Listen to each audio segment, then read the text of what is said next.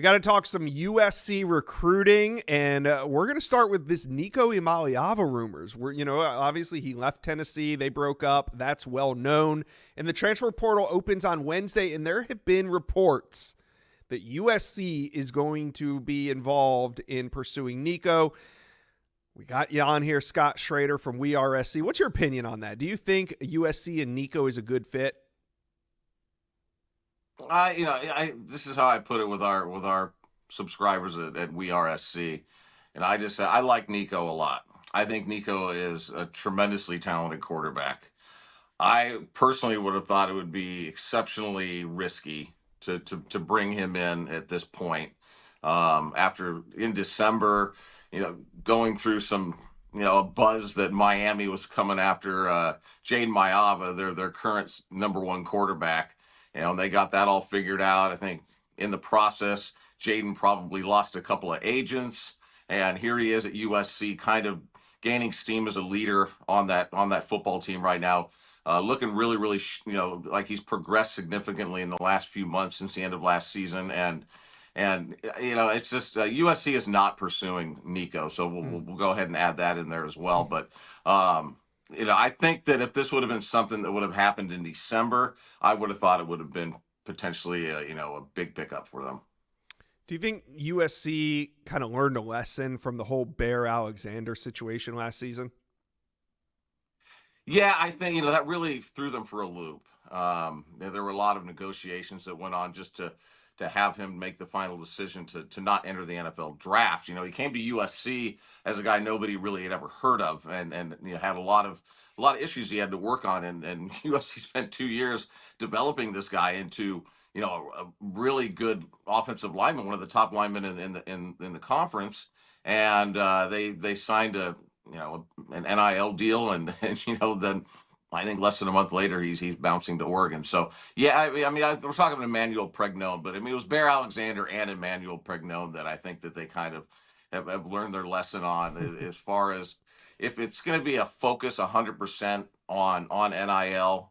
And you and I both know that has to be a big part of the equation. But if that is driving the ship, so to speak, USC doesn't want really anything to do with those guys. All right, let's turn our focus to high school recruiting, and there's quite a bit going on the USC campus over the weekend. On Friday, it was Modern Day. They were in the house. Modern Day commitment, Tom Tupoe, was back on campus at USC, but so was his teammate, wide receiver Caden Dixon Wyatt. Now, he's been taking a lot of visits this spring. Where do you think USC sits for Dixon Wyatt right now? Yeah, I think that like the reporting that's going on, Steve Wiltfong and Chad Simmons have been on this, from a national level, probably as good as anybody. And I think USC has been behind Oregon and Ohio State, and just the vibe I'm getting is that that's still kind of the case right now. He's a big priority. They're trying to get him on campus anytime that USC's putting a lot of effort to get guys on campus like they are with Caden.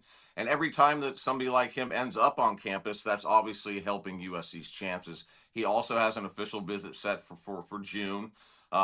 He'll probably be back on campus, before that as well. So, right now, signing day was coming up here in the next few days. I would think that USC would not be where he would choose, but as long as he keeps showing up on campus, there's always a shot.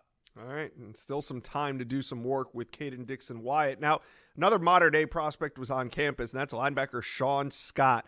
How big of a priority is he right now for the Trojans? Yeah, that's somebody I think they're really trying to close the deal on with him. He's a big linebacker target for USC. I don't know how he's being recruited by other schools, if it's as an edge or a linebacker, but for USC, he's one of their top linebacker prospects. And this is something that you and I always talk about who's going to be the next commit, and I'm sure that's going to be coming up here after this. But he's a guy to look out for USC. I think his interest is exceptionally high, and USC's interest is also really high in him. So it's just a matter, I think, of just getting stuff worked out. All right. So we know that the spring game's coming up, but this was another big weekend to have recruits on campus. So what other intel you got for USC fans coming out of this weekend?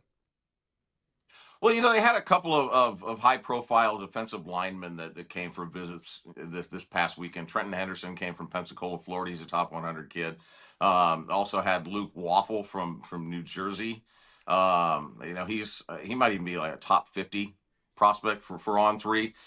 He is at the top of the list right now of USC targets Okay. for defensive linemen. They've got about 3 spots left. I think they're going to take one more edge, and they're feeling pretty good about one right now in KJ Ford. So they got a couple spots for the interior guys, and Luke Waffle is, hopefully I'm saying his name right. Is among the highest of priorities. So he was there. So was Tristan Givens from Columbus, Georgia, Mm-hmm. another top 100 kid. So I'm told that those guys are all set to come back for official visits. So we'll see how Yeah. that works out in a few months from now. But I also had Danny Lang from Mater Dei. He's a top safety prospect for the class of 2027. So I thought I'd mention him. Jalen Hill is another one from St. John Bosco. Mm. USC has done really well with the class of 2026 local defensive Yeah. backs. They've got like 4 or 5 committed right now. Class of 2027 is kind of going in the same direction as the class of 2026 from that position group right now. And then Jalen Hill and Danny Lang and Aaron Washington was on campus earlier this week.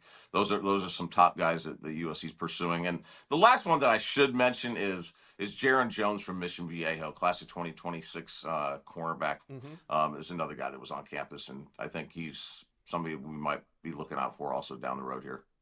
All right. Well, I'm going to ask you who's next. And the reason I got to ask you who's next is because every time we have you on to talk USC recruiting, we hang up and then there's like 3 commits right after we're done with the video. USC absolutely killing it this spring. So in your opinion, who could be the next to commit to the Trojans?